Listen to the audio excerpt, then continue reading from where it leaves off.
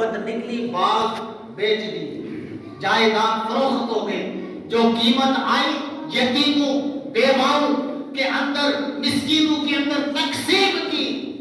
آپ پھر سمرقند کی طرف بڑھے، 11 سال تو آپ نے والدین سے علم حاصل کیا۔ جب وہاں پہنچے تو ایک اور بزرگ سے ملاقات ہوئی جن کا مدرسہ مکتب ہے، آپ نے وہاں داخلہ لیا اور داخلہ لے کر قرآن پاک حفظ کیا، علم بھی حاصل کیا۔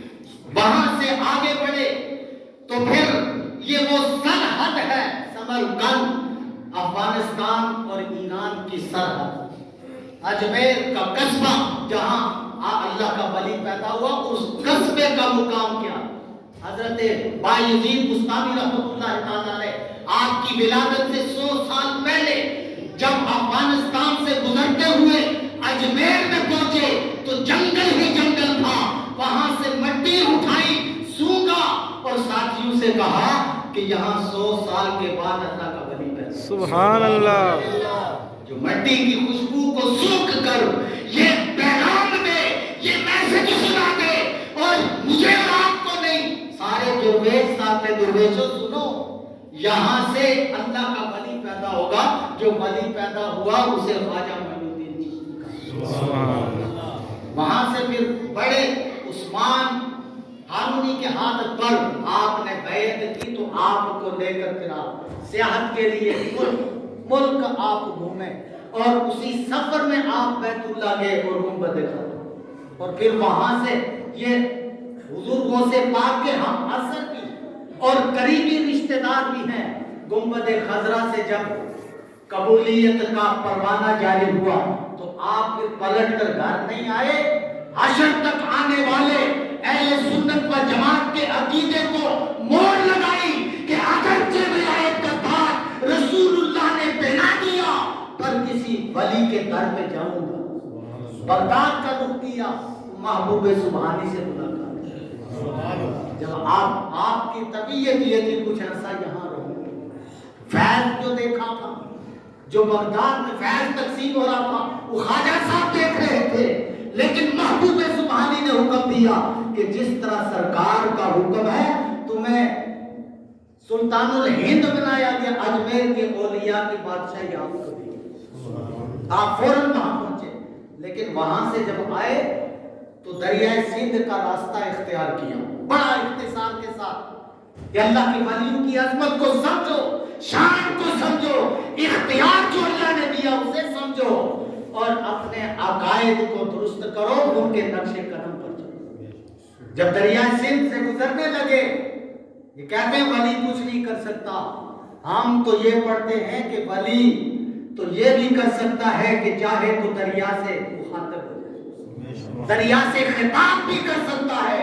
ولی کا مقام اور اختیار یہ ہے کہ جب وہ خطاب کرے تو دریا کی بکھری ہوئی لہریں جو ہے وہ اللہ کے ولی کو جواب بھی دے، یہ ولی کر سکتا ہے، اور کیا باقی رہ گیا؟ آپ نے سوال کیے، دریا سے خطاب کیا، اے دریائے سندھ مجھے یہ بتا کہ اس سے پہلے تجھ سے کوئی اللہ کے ولی کتنے گزرے؟ تو دریائے سندھ کی لہر نے جواب دیا، اب بتاؤ میرے ساتھ پانی کی لہریں بات نہیں کرتی تو کیا میں اللہ کے ولیوں کا انکار کر دوں؟ نہیں، ان کی غلامی میں ہی کچھ سمجھ آئے گی۔ فرمایا کہ ہاں دریا کی لہریں کہتی ہیں، ہاں اس سے پہلے 2 اللہ کے ولی گزر گئے، عبد الشکور بہاری اور عثمان بن علی داتا گنج بخش، اور تیسرے آپ گزر رہے ہیں۔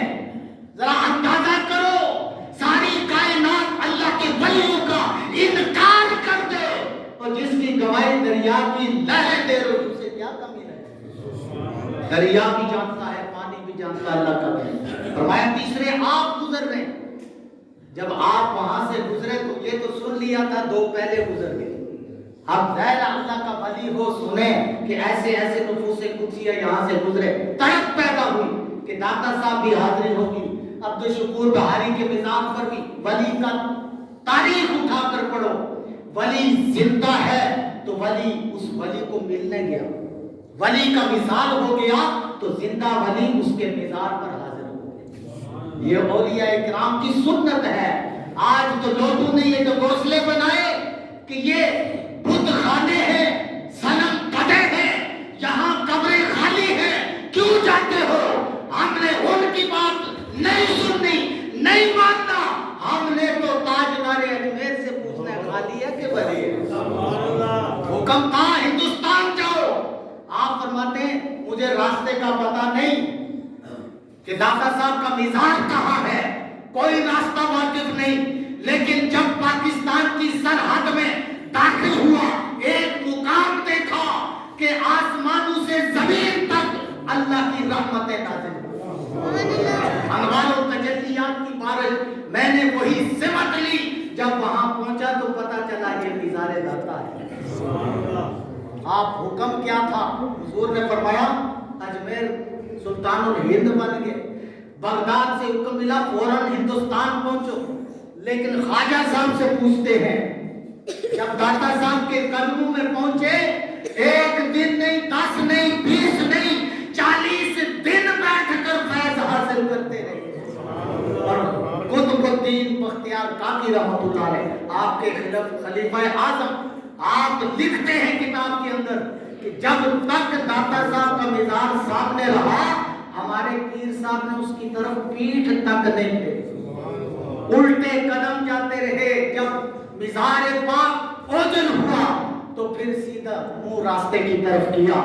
وہ قدموں میں بیٹھے جو کہتے ہیں قبریں خالی ہیں، اللہ کے ولی کچھ نہیں کرتے. ہم اس ہستی سے پوچھتے ہیں کہ جس کی نگاہ اٹھے تو 40,000 آتش پرست کلمہ پڑھ کے مسلمان ہو جائیں، اور پانی کی پوجا کرنے والے پانی کا انکار کریں تو کرامت کا دیکھ کر اس پانی کی پرست چھوڑ کر اللہ کی توحید کے سائے تلے آ کر ایک خدا کے پجاری بن گئے.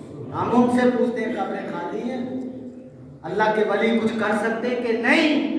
وہ انہوں نے تو بہت کچھ کہا ہوگا، پر قطب الدین بختیار کاکی رحمت اللہ تعالیٰ علیہ فرماتے ہیں جب تک مزار سامنے رہا، الٹے قدم چلتے رہے، پیٹھ تک نہ پھیلائی، ادھر نہ پھیلی. پتا چلا کہ ولی کے مزار کا بھی ادب ہے. یہ خواجہ صاحب کا پیغام ہے، معین الدین چشتی ہے.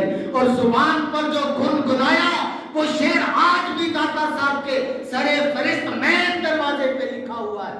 آپ فرماتے قطب الدین بختیار کاکی رحمۃ اللہ علیہ آپ فرماتے ہیں کہ وہ الٹے قدم جا رہے اور یہ شعر گنگنا رہے، گنج بخشے فیض حرم مظہر نور خدا نا کی سارا پیر کامل کاملانہ رہنما.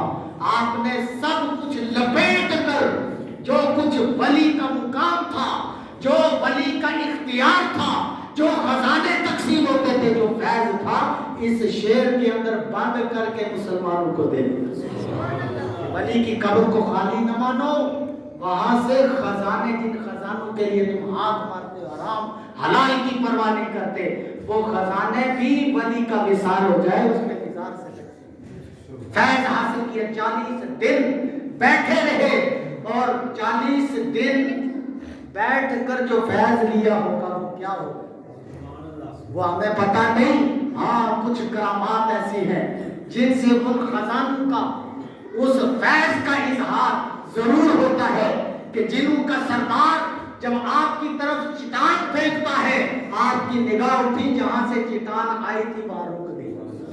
یہ داتا صاحب کا فیض تھا. اور آج بھی ہندوستان کے اندر وہاں ہی وہ پتھر ٹھہرا ہوا ہے. جو ولیوں کا منکر ہے وہ آج بھی جائے، خواجہ صاحب کی اس کرامت کو دیکھے کہ جس سے ہندو کام لیتا تھا، اس نے کہا کہ چٹان توڑ کر اس درویش پر گرا دے، اسے نیست و نابود کر دے. آپ نے نگاہ اٹھائی، کہا کچھ نہیں. جب نگاہ پڑی پتھر وہاں رک گیا. اللہ تعالیٰ ان نفوس قدسیہ کے نقش قدم پر چلنے کی توفیق عطا فرمائے. وآخر دعوانا